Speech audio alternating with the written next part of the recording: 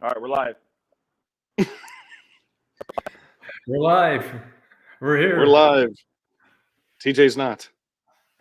All right. Well, anyway, welcome to it's not Hold My Beer, but Handle It, the Hot Minute.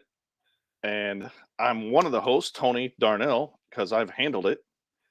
And our guest today is Anthony. Anthony, why don't you introduce yourself? Tell us a little bit about yourself and what do you got going on? Sure. Well, I'm Anthony Petit. I started a company called Truck Park 7 years ago.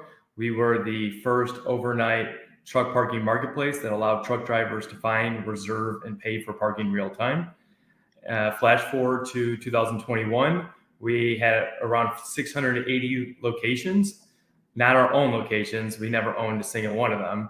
We were essentially the aggregator. And we had about 22,000 parking spaces, which would give us between 18 and 20% of market share. Still such a big market, still such a big sandbox. 2021 fall, we got acquired by Relay Payments out of Atlanta, Georgia. And then I transitioned with them for about 7-8 months. And then from there, I actually joined Zoom app in Irvine, California, and learned a completely side of the different business, connecting shippers with carriers, and learned the brokerage side and software side of the tech industry. And then and now I recently had joined a company called FinPark based out of Montreal, Canada, as their chief operating officer. Well, what are you doing at FinPark? I know you're chief operating officer, but what does FinPark do? FinPark is like looking in the mirror at Truck Park. Essentially, we're building out same sort of technology. We'll have a marketplace, we'll have an application, we'll have an operator's dashboard for the parking owners. Oh, very nice. So, I mean, you're definitely addressing a need in the industry as a recovering driver. I say recovering because I have relapses all the time. I maintain a valid CDL, and I like to get out there and stretch my legs every now and then. But there's a ton of folks that are out there living on the road that, some of them tune in here, and I don't know, you guys that travel in the summer and the winter or whatever, you see trucks on the side of the interstate on the on ramps and off ramps. That's because we can't find anywhere to park. And it's not like a car where you can just whip in somewhere. You can get booted. You can get ticketed. They fine you. There's states that won't let you idle the truck unless you have a pet with you, because you're not allowed to have climate control for yourself, but your dog can have it. It's inhumane to treat a dog that way, but you got to turn the truck off if you don't have a dog. New York. And there's just lots of places that you just can't go with a truck. And this is definitely a needed thing in the industry. And I think brokers are starting to adopt this. I think you've seen this. Brokers are adopting it. Fleets are adopting it, where they're reserving parking for their drivers at night, because that's how they can treat their drivers better than the next guy. Yeah, sure. I mean, carrier loyalty, driver retention, it's bigger than ever. Everybody's afraid of either the driver shortage or just not being able to retain a driver for a long period of time. Turnover is very expensive. If you're a driver, dispatcher, logistics manager, doesn't matter the position, it's always the more expensive route. And finally, and having some conversations now with some of the larger carriers and brokers, they're finally kind of turning around and saying, okay, what can we do to help the driver stay with us in our company and not keep jumping ship? So like you said, I mean, it's a big issue. It's been an issue for 3 decades, has been pretty much untouched for 3 decades. Yeah. Now people are finally getting serious. Well, what do you think? I mean, I know the truck stops aren't like they used to be, and the hours of service laws changed. A lot of you guys that are in here watching the show and that chime in, the hours of service thing that changed a few years back to go to the 11 hours and 14 hours. When that changed, what it did was it forced everybody to take the consecutive 10 hours off. You used to be able to run like 5 on, 4 off, 5 on, or 4 on, 5 off, and keep going. Mm-hmm. And you could just almost run in perpetuity like that.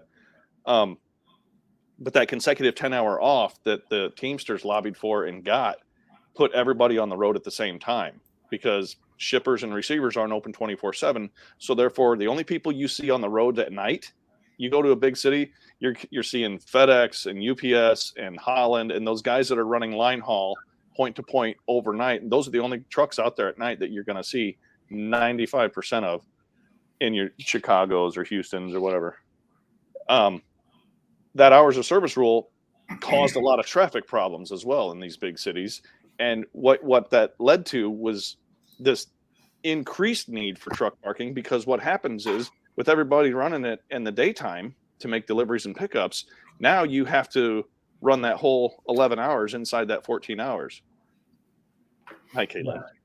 Well, the problem that you have with that is now everybody has to park at the same time, where you used to have guys that run at night and sleep in the daytime, like Dan, the driver.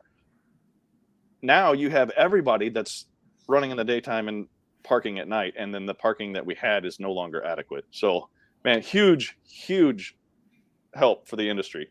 What's it cost to park a truck at night? So average across the country is about $15 to $20.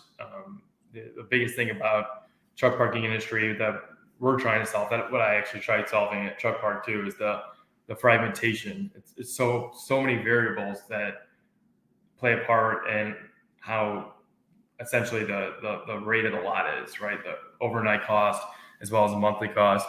So we're trying to figure out, it's like, could you charge $20 just across the board? But then you have individual lots that want to charge their own rate. So there's just a lot of factors that play into that. But I think 15 to 20 is your best bet for your rate on average. A whole lot cheaper than a hotel. Very much so. Hey, welcome, TJ. Are you still here, or are you going on and off? What are you doing there? Hi, Anthony, and hello, Anthony. Hello. Hello. Yes, I am here, and it's good to be here. So, Anthony, I had a couple questions for you too. So, like, I know before, when you were with Truck Park, I don't know if we're allowed to say their name or not, but when we were at Truck Park, we used to talk a lot about, some things, right? And I think one of them was like the different types of offerings too, not just truck parking.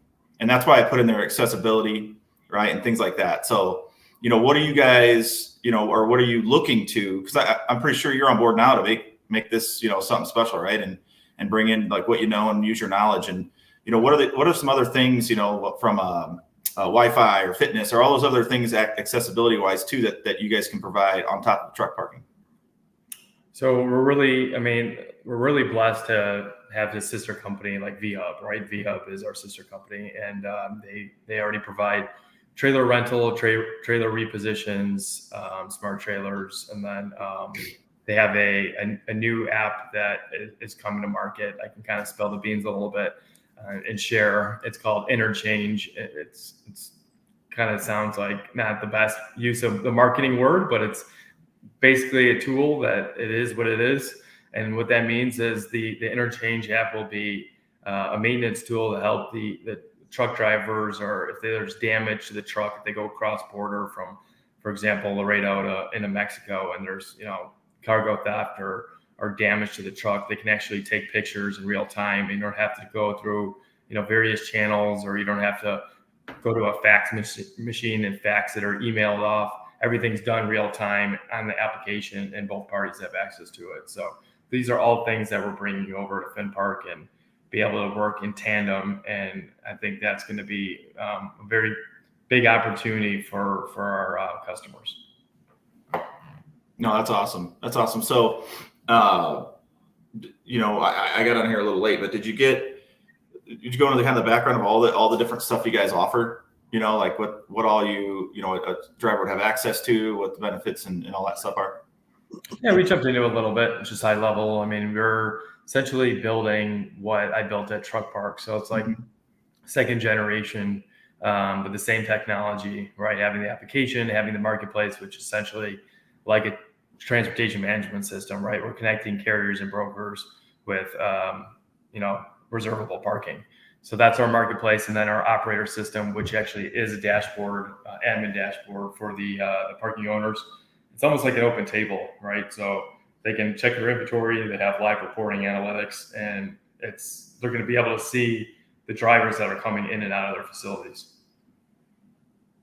Yeah, that's awesome. And I know, Tony, obviously this is something new, and it's not something you offer because you guys don't even have telephones. But what do you do? What do you do? Kind of extra, or as a shipper to accommodate these types of things for guys.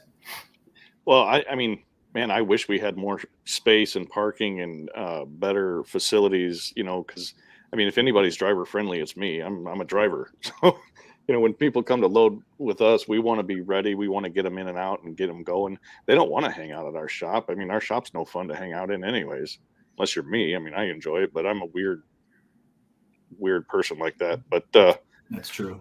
Drivers don't want to hang out at our window factory. So, I mean, we offer a restroom if they need it, but we've been pretty lucky there. I've had instances where we literally had to call somebody in and have them professionally clean the restrooms after somebody was upset after waiting too long and made a big mess on purpose. That's what I'm on both sides of the fence on that bathroom bill. That's a whole other topic, but once you pay somebody a few $100s to clean up after somebody, it'll change your mind too. But we ruin it for us as drivers, so I don't think we have a lot of room to complain about us. So that's a whole other topic. I won't go down that road, but there's tons of stuff you can do, but this is one of those ones that, I mean, it's right up there at the top of the list in my mind as a driver. If I'm out on the road in a sleeper, I want somewhere to park because I planned my trip. You're not going to be 100% where you want to be every night. It never works that way. But if in a range where you can call it a day and have somewhere to go, man, what a peace of mind. My job just got a lot less stressful because now I got that hours of service clock and electronic logs. It doesn't let you go down to the next exit and try and find another spot. You got to park. You have like 13 minutes and you're done. And the next exit might be 20 miles down the road. And, suddenly you're just in violation. Well, you're in violation because there's nowhere to park. And where are you supposed to go? It's a catch-22. There's nowhere to get off the road safely and park. There's no parking along the ramp. Yep. But you can't drive either. So what do you do? Well, but that ahead of time, right? I mean, you know that's part of it. You got to plan it. And I think, one thing that makes it tough is when you plan anything is just knowing what you can and can't do, or where there's even, certain places. So you're going to go with maybe what or what you may be able to find on Google or something. But, something like with what, Anthony does, it allows that laid out for you right there. And it just makes your planning that much easier, right? Because at the end of the day, we could make all the excuses we want and say that. And I know it's unfortunate, but as a driver, that. I mean, that if you got to stop, it's because you got to stop. And your planning wasn't there. And maybe things happen. And I know there are some exceptions on e-logs you can do, if you're close enough on certain things, right? I mean, but you also got to have a safety department that understands. You got to communicate it, and be able to have that, fixed on your thing, and always carry paper logs, right, to make sure you can note that too, as if you do get pulled over. So I think it's crazy. I think the hardest part, Tony, I would say too, you see a lot of guys on the on ramp, off ramps. When I see them, I'm always thinking to myself, like, I know drivers like to be safe too, and I doubt they're taking their full break. I mean, that's pretty much where they want to stop, take their 30-minute, or they take their, they got to do, that short, interim here or there. Or even, it sucks though, because there isn't a lot of spots to do that, and you're on an on ramp or off ramp, or you're a flatbed guy and you're checking your tarps, your straps. Let me tell you how well you sleep on the side of the road with one side up on the pavement, and the other side down in a pothole with trucks whizzing by you. It's not very restful. No, not at all. Not at all. I actually, for you, Tony, I guess my question would be, and we're always looking to partner up with shippers because, typically parking has to do with all four market segmentations: the broker, the carrier, the driver, the shipper. But I guess shippers sometimes we don't really talk about as often as obviously the carrier, the broker is the one who's booking most of the reservation, the spaces. But would a shipper or most shippers be interested in extending some of the capacity, some of the spaces that they have on site to outside parties? I mean, wow, it's a complicated question because especially at a giant company like Lippert, I don't know what. I'm sure that the legal team would have to go over everything and all of that, whatever they liabilities that are exposed, et cetera. We'd have to have the safety guys talk about it. I mean, you can't let them in to go to the restroom if you close the door at 4:30 in the afternoon and don't open it up until 5 a.m. I mean, what are you going to do? It's a long time to hold it. Yeah, I agree. There's a plethora of hiccups to that, but not necessarily all of them are bad, right? I know we have plants that run 24 hours, so maybe it's not all like that, but then you want a guy that doesn't work there wandering around the shop looking for the bathroom at 2 a.m. I don't know. Yeah. I mean, I think there are definitely possibilities for places to do that, especially like some of your larger places, like TJ. Like you've seen the campus at SDI. That's a ginormous campus. There's places for tons of parking there where that could happen for real, and they have facilities for the drivers. But like our place right now is on a industrial park drive that's a U shape, and there's a Penske there. I mean, there's somewhere to go that's right around the corner, but there's no there's no real place on our lot to go. Yeah. I mean, we have drop trailers of our own. Yeah, and that's the other thing about SDI. Yeah, it's huge, but they have so many drop trailers out there. Yeah, it's unbelievable. So I think one of the keys too is, from that and from the shipper standpoint, I think that's key too. But Anthony, we talked before too, from a broker standpoint. So I always say, what made me good at brokerage was the fact that I worked with drivers. I worked on the asset side for a long time, and I knew, if I had a new driver or whatever it is on one of our customers, that hey, when you get here, go check in, drop your trailer, you can go down to the Arby's down the road, right?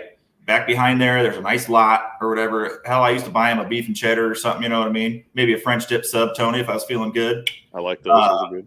But the thing is, though, I knew where that all was. And so that's something that, like, when people want to talk, I don't know. I feel like there's a lot of people talk about carrier sourcing, carrier relationships, things like that as a broker. But what do you actually do to maintain those? What is it that would keep them from chasing a better rate or leaving you because of a better lane or whatever it is? Is there something you're doing? And so, I always was big on that, knowing. It's why a lot of times when I bring a new customer on, I like to go visit and see where their docks are, see what's around. And I'll call around. I'll call to places that are close and say, hey, do you allow truck parking? Do you whatever it is? And I'll give them, even say like, hey, I'm TJ Knudsen. I run the account for this.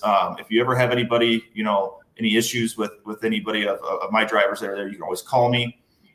Whatever it is. But I really try to make sure that's there so that I can not only put that in my rate con that I send to the drivers, but I can also talk to them about it too, and let them know. And they are a lot more. You could change a conversation. It's so funny how much you can change a conversation with a driver by just starting to talk with things that they know is in their best interest. A lot absolutely. Of inexperienced brokers I have, they would come in and they'd be like, oh, this guy's an asshole, As soon as I come in and be like, hey, man, hey, listen, I get it. I had to put out a lot of fire. Right? I'd be like, I get it. I've been on the asset side. I've worked with trucks before. I know you're probably thinking this, right? You're probably thinking this. So here's what we're going to do. And they're instantly like, oh, okay. All right. Well, all right. It just changes their whole tone when you bring up something that is part of their, daily struggle, something that they know that they work on. So if you could get that down and take care of those things, as a broker, your carrier relationships, your capacity, your customer, things. And I even relay that to my customer and let them know, hey, anybody else that needs parking, it's down here. So it's over here. And then what Anthony does then now just makes it that much easier. Right. So as a broker, that's what I'd be looking at too. Rather than yourself. Anthony, I got a question for you. Is FinPark an app or is it a website? As a driver, do I download the app and go in there, or does my company get on the website and reserve me a spot?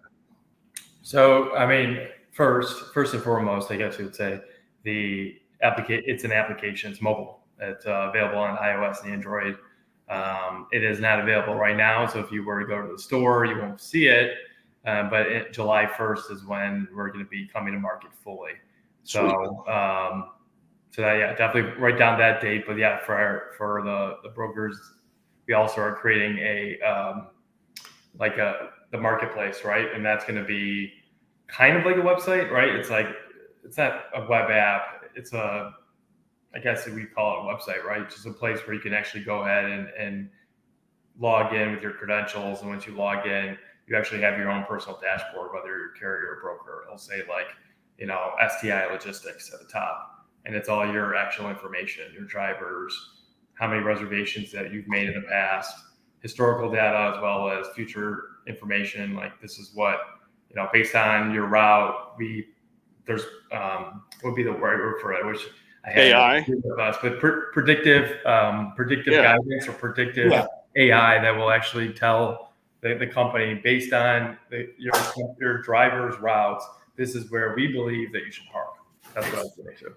and does that optimize the driver's route and time? Yeah, I'm sure there's a lot of detail to it. You don't have to get on the nuts and bolts, but yeah, I think eventually, yes, it will. We were going to actually help the companies plan the routes, not only just by parking, but also it's like, okay, if you, for whatever reason, based on the weather that we see, and we think predictive that you're going to be tied up, there might be traffic or whatever, we think you should park here instead of here. Is there like a plan A, plan B? Is it like a GPS where if you get off course and it's going to readjust or something? Yeah, I mean, you know what? That's a better question for our engineers. But at the end, sorry. Wait, you want to be the programmer, Tony, or what? What's going on here? I want to pick out the holes in it so it can be the perfect application for drivers, so I can recommend it to them. Yeah. Well, I will definitely have to go back and get that question for everybody and let everybody know. I didn't mean to put you on the spot, Anthony. I'm talking as a driver. I'm thinking to myself, man, that you go down Route 49 and there's a traffic backup. You hang a left, go down 20 and snake around. Will it help me? I have maps and GPS, but will it help me plan A and plan B if I get off route or something? Oh yeah. Well, also, can you do like reviews of spots? Yep. Yeah, we'll have 5-star reviews, and that's awesome. I think eventually even video reviews. So like driver can actually, like, they want to kind of go live for 15 seconds, like Instagram. So like, hey, we like this spot or we didn't like this spot. This is the reason why. Yeah, I think that's cool. I always think about so cool. My mentor and hero is Dave Portnoy, and he does the pizza reviews, right? And so One Bite, everybody knows the rules, and he got the One Bite app. Right. So the One Bite app is basically just because he was going around and ranking pizza places. And so now everybody else can do it. Right. Take a picture of the pizza, like instantly there, right. Post it up, rate. There's a 1 to 10 rating. And it's figure skating scores, no round scores. Right. So it's, 8.2 or whatever it is. But anyway, so then, I started finding myself using that, right. Like looking up, like, before I go get pizza, I'm going to look up, and I know they have them for gas stations when it comes to gas prices and stuff like that. But when it comes to like actual parking, having that at your fingertips, I think is huge, because it's like, all right, I'm going somewhere where there's 4 different locations I can park. I'm going to look here and, oh, wow, this one says that there's always space. They're always accommodating. The people in there are nice. They got food available. There's restrooms, compared to this one, where it's, there's a meth house next to it and some guy named, Roger Maltby who lives upstairs, so it's like, I think that's a really good thing too. The simple things, like not overthinking it. I think if you really look at where you're at, the space you're in, Anthony, I think it's why you've been so successful in it, is because it hasn't been navigated much. So you don't got to get too creative, right? I mean, you just got to be able to make it accessible to people. Yep. Accessible, intuitive, and able to be reviewed. That's, oh my gosh, man, what a need. You're filling a need that is, I wish they had this when I was driving. Like when I quit driving, they had air cooled seats and I was like, dang it. I would have had that. Right. Yeah. Remember, you're not driving anymore. You're not a driver anymore, Tony. So remember that. Now you're on the shipping side. Well, you got to give it up. No, not going to do it. That's from Mr. Clean. I've been out in the sun a lot until like in the summer, I have blonde hair, so it gets all bleached, and then my eyebrows do too. And I go straight Mr. Clean on you. It's crazy. Anthony, he carries a comb. He carries a comb? Wow. Look at his head. I don't carry it. I keep it in my bag when I travel. That's awesome. That's awesome. Well, I want to just say one last thing. I do got to jump, but first of all, it's been a pleasure. It was way too cut short. We got to jump on again. And absolutely. Especially when the app is live. But for everybody who is tuned in and listening, we are coming out with the technology, everything that I explained today, July 1st. So I'm very excited.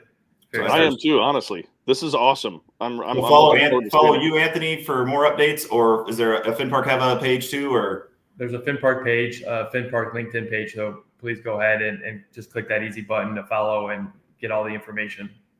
Okay. I'm going to do that. I got trucks. Awesome. Well, hey guys, this has been an awesome pleasure. I'm sorry I had to jump, but Oh, no, you're all right. You let us know. We're good. All right. Hey, thanks a lot, Anthony. Thanks, have you back. Anthony. Bye. Hey, Tony, did you see this comment here from Anthony Heward? So many Anthonys. Yeah, we're all great. Have you ever seen that golf club that you whiz in? Oh my gosh, yes, that thing's amazing. I got to get one of those. No, when dude, we golf, went, you're golf out courses in have, the trees, man.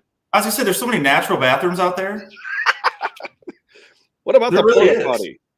I want the golf club you drink out of, not the whiz in. You can drink out of that one, Tony. No, I'm good, thank you. No, you know what's cool though? My My buddy has a bat. So I invented what I call and everybody does it. So I don't care. Judge me. But I bring my own beer on the course because I ain't paying that. But I invented what I call the flexible 5-pack. So the flexible 5-pack is a giant freezer bag. Okay, the big freezer bags, zip bags. It fits 6 beers, like precisely. However, if there are 6 beers in there, there is no room for ice. So you remove one, and you're able to put ice in, to fill that other spot, and then use it here. And it's flexible, so it can go into your golf bag, right? And there's your barley pops. Now, my buddy has one that is I guess, I don't know if they still do it, but I guess back in the day they had shoe bags, like golf shoe bags, And he got it online. It's just like a black shoe bag. It's actually a cooler, right? But it says shoe bag on it, and then in parentheses underneath it, this is definitely a shoe bag. It is not a cooler. Like it's smaller words, but it says shoe bag on it, and he takes that every single time, just puts it right in the basket. Doesn't even. That's hilarious. Try to hide it. So. And I do know that some of the new golf bags have like the one side, the big long side pocket is lined with like foil or, that insulation stuff. Insulation, right? Yeah. Which ends up leaking on your clubs anyways. But Anthony said, this was Anthony's, it's sterile. It's not hygienic. If you're golfing out in Arizona, man, you get a snake bite. Well, there you go. You've got all the, no, that's not snake bites. That's scorpions. Stingrays. Stingray, whatever. Jellyfish. If you're golfing near an ocean. There's no jellyfish in Arizona. You don't know that, Tony? I do know that. Well, is there any parking spots in Arizona? Go to Finn Park and find out. Boom. Hey, so let's touch on it a little bit too, though, Tony, because I want to talk about I want to ask you something. Uh-oh. I know when I went up there. I know when I went up there and we were looking at your facility the first time I went up. I was more intrigued with the random trailer that just sucks all the sawdust out of your facility or sucked at the old one. But now, but at that facility too, I'd say, and let's just forget the companies. Let's forget the facility. You had not a lot of room, and there were guys that were having to park and sometimes stay overnight, if I remember correctly. Mm-hmm. And so you had electricity put in, right?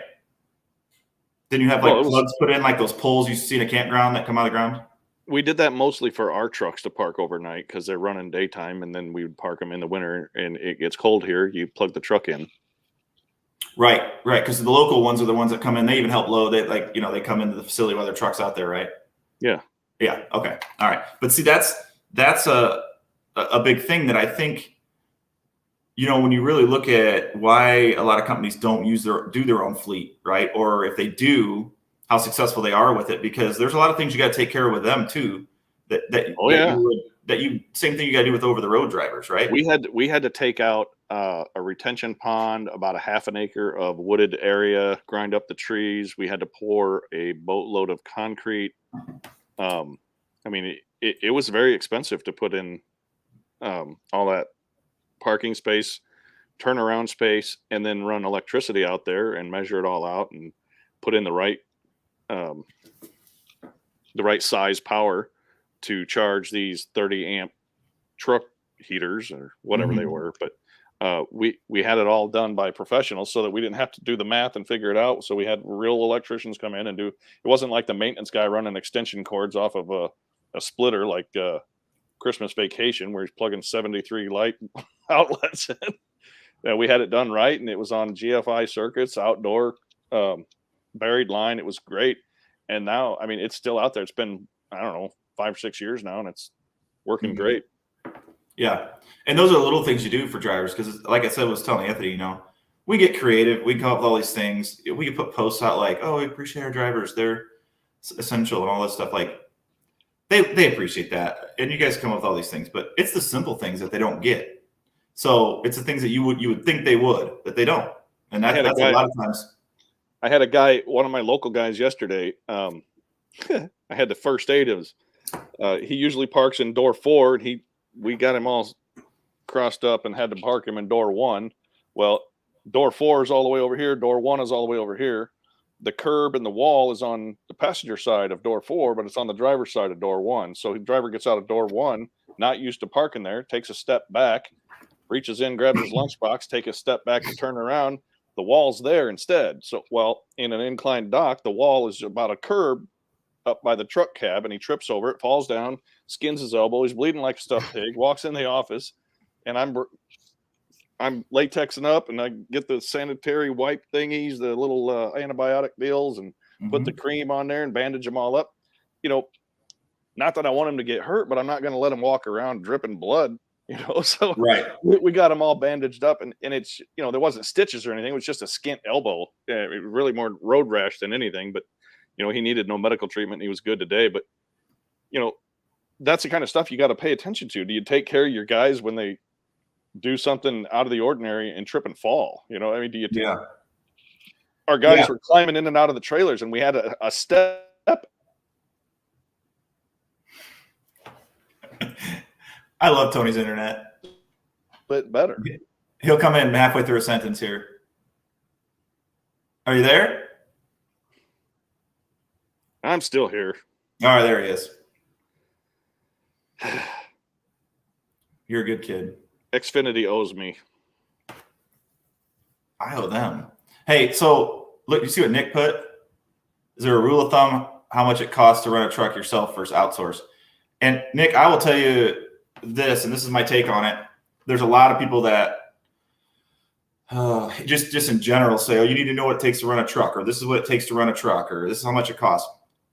It varies. It's so different. It depends on what, I mean, there is just so many different variables in it. So I don't think it's necessarily, you know, a rule of thumb on how much it costs to run a truck yourself versus outsource, or just run a truck in general. It's just the fact that, and this is why people talk about it, is understanding it, because it is going to be different for each person. So I run those numbers all the time, by the way. Yeah, and knowing what your costs are, For me. right? Because there's times you've got a payment. There's times you don't have a payment. You know, what was your credit score when you got the truck? Is your payment higher because your interest rates? Is there, you know, what do you have? Do you have escrow? Do you have, are you a company driver, owner op? Are you paid on percentage? Are you paid per mile? Are you paid per load? Are you paid per hour? Are you using a factoring company? Yep. How do you get fuel? What are your companies, or what are your advantages at certain fuel stops, right? When it comes to cost there too, right? That's 20, 30 cents a gallon sometimes. So like, what are all the different things? You know, do you have, you know, what's your aerodynamics look like? You know, what kind of freight do you haul? How heavy are you running? Right. Where are you running at? Are you running in hills? Are you running flat? This is the example stuff. This is the example I used 3 years ago in Cassandra's show that made her put me on air. And there's a Hot and Now cheeseburger. There's a McDonald's cheeseburger. There's a Chili's cheeseburger, and there's a Ruth's Chris cheeseburger. You can get a cheeseburger for 39 cents. You can get a cheeseburger for $1.89. You can get a cheeseburger for $13, and you can get a cheeseburger for about $25. I don't need to know what their costs are to know whether or not they're making money. I don't care. But if I want a good cheeseburger, if I want a prime cheeseburger, I'm going to go to Ruth's Chris and pay $25 for a prime. And I don't know what they really cost there. I'm just throwing numbers out there. But if that's the market that I'm in, that's the market that I'm going to shop at. I'm not shopping at the 39-cent cheeseburger store for a $22 prime rib Wagyu beef cheeseburger. Yep. But if I'm here with $2.50, maybe I want to get 3 cheeseburgers at the Hot and Now. Dude, do Hot Now still exist? Yeah, there's still one in Three Rivers or Sturgis or something. Oh my God. There's one left. They're great. If you haven't heard of it, Google it. Great burger chain back in the day. I originally grew up down off Wells Street here in Fort Wayne, almost downtown by the zoo. That's Northside High School area, and we used to go to like Hot Now, and it's still, the building is still there because it's just, oh yeah, it's like a little, it's like a what would you call it? Like a not a teepee, but like a Like an triangle? A-frame. Yeah. An A-frame? Yeah, okay. They're a sideways A-frame. Sideways A-frame, right? And then so you drive to one side, order, and then you drive around to the other side of the A-frame and pick it up, right? Well, that building's still there. And I was telling my kids the other day when we drove by, I'm like, that was hot now. It was purple. It's purple and yellow, right? Yeah. Yeah. And we used to go there and get burgers and drink stuff and then go down to the park, Froggy Park, and eat. And you can get an entire meal at Hot Now for about $2.50. Yeah. Yeah. And so, yeah, because my parents didn't spend money on anything. We had nothing growing up. But they would, oh yeah, we definitely hit up, old Hot Now. And then now it's a China Express or something. You know what I mean? But like, I was explaining it to them, and it's like, I don't think there are any more Hot Nows. And that seems like so long ago we had one. The original is still open up in Michigan somewhere. It's like Penguin Point. It's a classic. Penguin Point's all closed a couple weeks ago. Pigeonhole? No, the one in Auburn's open. Oh, well, there you go. Yeah, no, they closed all the ones, I think, in Goshen. Because didn't they started in Warsaw or Goshen, something like that? Elkhart, I thought, but I don't know. Yeah, that was up that area, right? Because there was a ton of them. I know there was like one in Warsaw. There was one in Auburn. And they closed like 8 or 9 of them the other couple weeks ago. Yeah, I heard that. The one in Auburn's still open, and it's weird because like people go there and play bingo and stuff. They have the best. What is that? Tenderloin. Tenderloin. Yes. Pork tender. Indiana is known for popcorn from Orville Redenbacher, Purdue graduate. But the pork tenderloin is the thing from Indiana. You get a bun that's this big and a pork tenderloin that's this big, and you put it on there and you eat a pork tenderloin. They're great. Yeah, well, in Auburn, there's a place called Town Tavern. People drive from all over to go there. It's a little tavern. It's known for that. Now the Pigeonhole is what we call it, Penguin Point. Their tenderloin sandwich though isn't like that. It's just it fits right on the bun. It's not all beat out flat and it's huge. No, it's nice and juicy, and it's got like, what is that lettuce? Is that cabbage or what is that? I don't know. I haven't been there in years. Well, you should go. No, it's the 80s. But you've still got Hacienda. Hacienda, baby. For a wet, dry burrito. Hey, you don't have to have enchilada sauce to have the cheese melted over the top of your burrito. I don't know. I feel like I grasped it the other day, but then I forgot. It still frustrates me. Like the fact that you order a wet burrito and then ask for no sauce, which just makes it dry. You stop worrying about what I order. You're not eating my food. I am. I'm the fat guy that's eating the large ground beef wet burrito. You're right. With no enchilada sauce. You're right. I'm sorry, Tony. It is covered in cheese, though, so it's wet. Right, and it's so it's like a not fried chimichanga. Right? No, it's a burrito. Right. Which that's what a chimichanga is a burrito that's fried with cheese on it, right? Okay, it's a closed taco. There you go. There you go. Where are you? I don't understand. It's not my frustration with you, Tony. It's just with the Mexican food industry in general, because everything is tortilla, meat, cheese, veggie. Like that's what it is. It's just how you put it together. And then they try to tell you that like we don't offer this anymore, or this is how you should do it, right? And it's like I go to talk about and listen. I think what's one thing that's helped me in logistics is I'm street smart. Like I'm not dumb. Like I have common sense. So I go to Taco Bell. I'm like, hey, I want a what was it? Steak quesarito, right? And they're like, oh, we don't serve those. You have to order those on the app now. That's the only way to get them. And I go, okay, well, I tell you what I'll do then. I'll take a burrito with steak in it and queso sauce and cheese and a little bit of rice. And they're like, okay, that's a quesarito. You know what I mean? Oh yeah. It's like basically what you have to do with, because they don't serve a dry burrito with cheese on it. And they had, so but when I went to Ball State, the nacho cheese chalupa was a regular chalupa, but had nacho cheese instead of shredded. I go in there and the lady's like, nacho cheese chalupa, we don't make those. I go, okay, all right, totally fine. Can I get a chalupa and instead of shredded cheese, can you put nacho cheese on it? She's like, absolutely. I mean, it's just why you're in sales, TJ. It's hard, Tony. No, it's not. It's fast food. I think it's, and God gives you signs. I mean, he's saying, quit eating at Taco Bell. Hey, Italian food is the same way. A pasta is just an extruder, like aluminum. You pour in the melting aluminum, it pushes out the extruder. What shape of noodle do you want with your red sauce? That's the only thing different. Oh, yeah. So one of my big customers I landed a long time ago was Barilla. and Brill. It was cool to understand their process, right? They make the same stuff. Make the same noodle, and then it's got like stamping and twisting things at the end of the line that make it different, right? Box it and send it. That's crazy. People tell me that spaghetti thick versus spaghetti thin versus angel hair versus penne versus ziti tortellini, masticholi. It's all the same stuff, man. Yeah. Pour some sauce on it and boil it. It's good to go. Yeah, and I think Burger King has the right slogan, have it your way. I think that's the right slogan. However, they still really don't offer much customizable stuff. Then you look at like Subway, who does offer customizable, and they're like introducing the new sub. It always drives me nuts. The Southwest Chicken Ranch something available for only a limited time, and I'm thinking I can make that anytime I freaking want to. You want to know a Subway hack? Go in there and get a breakfast steak and egg, and it's way cheaper than a foot-long steak, and it's like probably 90% the same size, and there's egg on it. That's it. Yeah. Take the egg off if you don't want it. But I see these commercials for this like limited time for it. I'm like, dude, I can make that. That's not anything special. It's chicken. It's chicken with Southwest Ranch on it. Add that sauce right there on that sandwich, and there you go. You got your same. Yeah, you we used to whatever you want at Subway. Qdoba. We used to go to the Dobe, and at Qdoba you could go in.